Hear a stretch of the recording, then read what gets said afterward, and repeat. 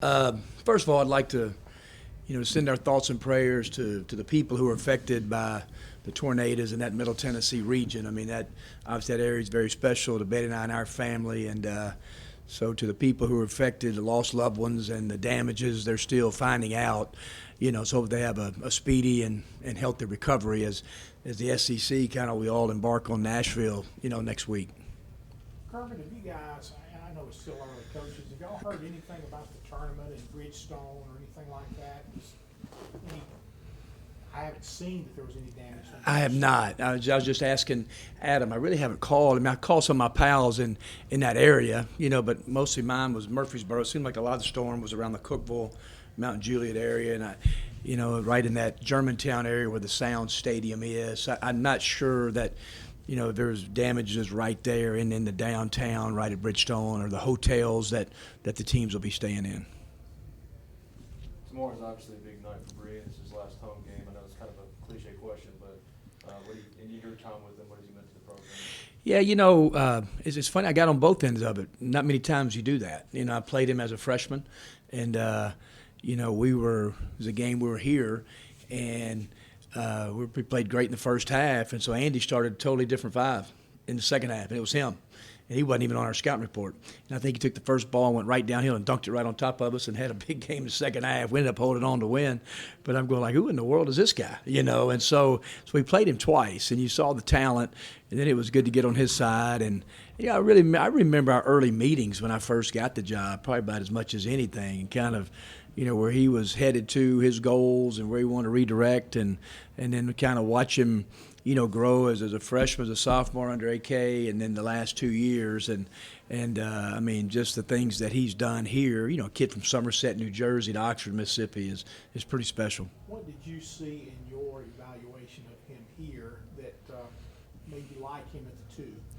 Yeah, I just thought that was our early conversations. He was fine with playing the one, and he's kind of gone to the one, this past year when Devontae's been out. But I think it just frees him up to kind of play. And he's built to score, as you've all seen. And, I don't know if I've ever given a guy that much freedom to play. I mean, really. And it's just kind of how he's built. And he scores at all the levels. The number of hours that he spent in the gym before practices, and I could just see all the hours that he spent. I got the job, and he was about 207 or 208. And so we talked about his body conditioning, and he's gotten down to 192, 194, and I think that's where he plays his best at. And so I think he did a lot of different things that helped his game. Looking at the SEC tournament, you're probably locked into day one, so in this next week or so, how do you prepare for that in case you do get on a run? Because obviously it's going to be day after day. Yep, it is. That's the fun part about the tournament. Sometimes, the teams that can get early and everybody wants buys, but we still have a chance. We got to have some things happen. Obviously, we got to do our job and win two, and then maybe get some help from Missouri and Arkansas. And but anything can happen. But sometimes when you play early in the tournament, it can help you in your first round game, the other team's first round games, and. I think everybody said, I know it sounds cliche-ish, but you guys have been following the SEC for a while. It's the most wide open I've ever seen it, and I've been kind of from afar, but the last 2 years for sure, the number of teams that even have played Kentucky really, really competitively, even in Lexington, and they've proven to be the best team in our league. So I just think the balance of the league is going to be terrific, and, I think it's going to be an unbelievable tournament, just the close games throughout.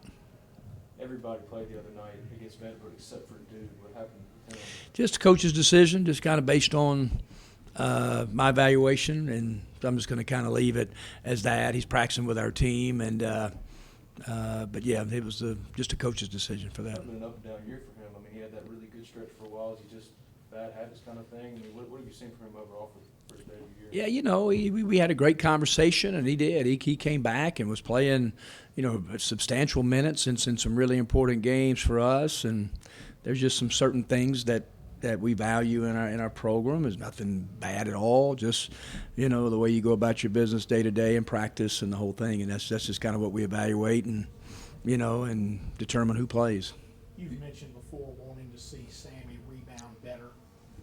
How do you get him there? How do you get him over that hump? We see so much athleticism. I know he won't. He just won't. Just kind of won't engage or release for the ball. I mean, we do blockout drills. We'll do them today, and just being able to hit and then disengage and go get the ball. And he'll hit, but he won't release. And so it's something that we just worked and talked about over and over and over. And because you're right, you see the athleticism, but that's one of the main reasons that his minutes have not been as big, because you get in those physical games and guys can be athletic by themselves, but can you be athletic in traffic? And the great ones can.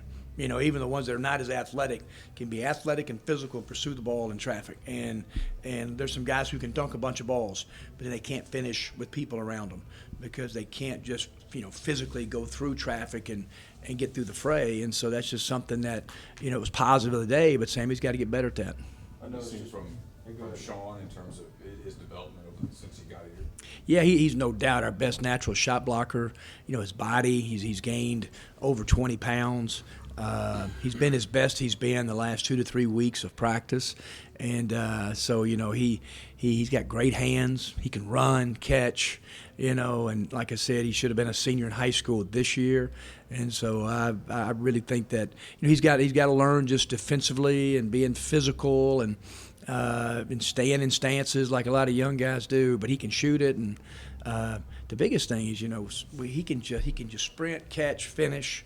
He's a natural passer, and he's a willing learner. I mean, he doesn't fight instruction at all. So those kind of guys usually do great. How much can Jarkel Joyner help you next year in replacing Brian's points? Well, at times this year, you can ask Brian. He's been our best player, in practice, including everybody on our team.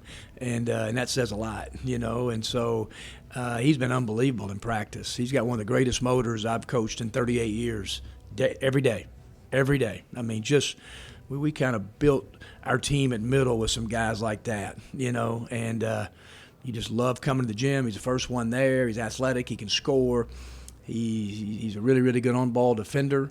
We're trying to get him now to play better with off-ball screens, reading the whole floor, and so yeah, he's going to be he'll be an immediate impact for sure.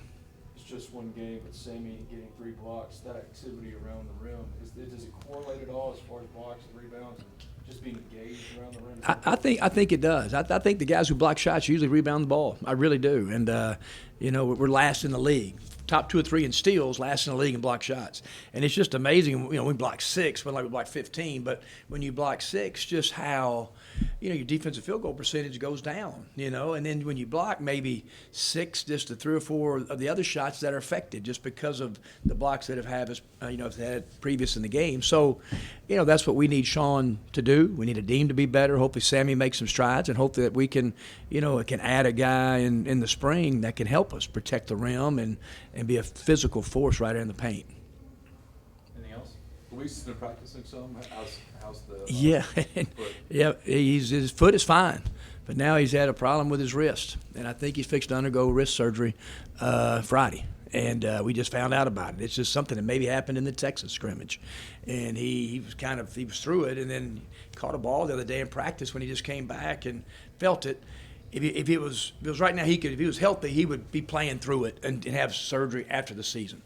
But there's something they want to get fixed, and it's something in his wrist, and so he'll be out for a period of time. Probably miss most of the spring now, with his wrist, and I think his surgery is going to be Friday. Did he break it? Was it a ligament thing? Do you know? Yeah, just kind of a fracture. They're going to go in there and look and see if they have to put a screw in it or something. So I don't think it's fixable by just putting it in a cast.